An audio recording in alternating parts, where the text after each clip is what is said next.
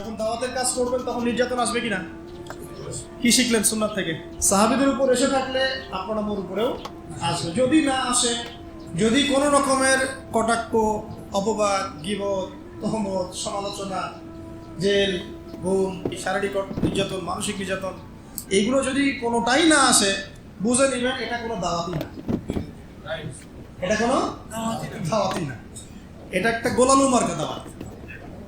সব তরকারিতেই চলে, গরুর গোশতেও গোলালু, এমনি সবজিতেও গোলালু। ওটা এমন দাওয়াত যে দাওয়াতটা সুরসুরি মার্কা দাওয়াত। আমার কথা মানে এড়িয়ে যাব, আমি বিপদ এড়িয়ে যেতে চাই, আমি দাওয়াতের কাজ করতে চাই, কিন্তু বাবা আমার গায়ে আমার যেন কোনো কাদা না লাগে, খুব সতর্ক। এইসব দাওয়াতের নবী সাল্লাল্লাহু আলাইহি ওয়াসাল্লাম শিক্ষা। যখন হকপন্থী মানুষ কথাও বলবে বা কলমও ধরবে, তখন বিভিন্ন রকম কথাবার্তা আসবে সমাজে। এমন হতে পারে সবাই মিলে তাকে আক্রমণ করা শুরু করছে, এমন হতে পারে। বিচক্ষণ জ্ঞানী মানুষরা এখান থেকেই বুঝে নেবে যে আল্লাহ পাক হয়তো সেই ব্যক্তিকে কবুল করেছে বলেই এটা হচ্ছে, হয়তো বা, আল্লাহ ভালো জানে।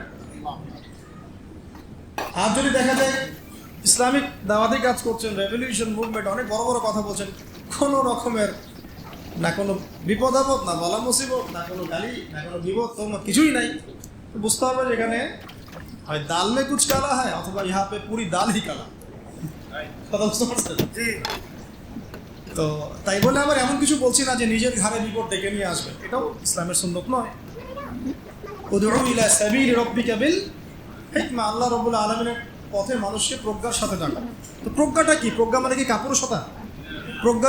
প্রজ্ঞার হিকমতের দোহাই পেরে আমি জায়নিস্টদের এগেনস্টে কোনো কথা বলতে পারবো না, হ্যাঁ, ইহুদি খ্রিস্টান সভ্যতার বিরুদ্ধে কোনো কথা বলতে পারবো না, আমি প্যালেস্টাইন ইস্যু নিয়ে কোনো কথা বলতে পারবো না, এটা কি প্রজ্ঞার পরিচয়? এটা কাপুরুষতার পরিচয়। তাহলে কোনটা প্রজ্ঞা, কোনটা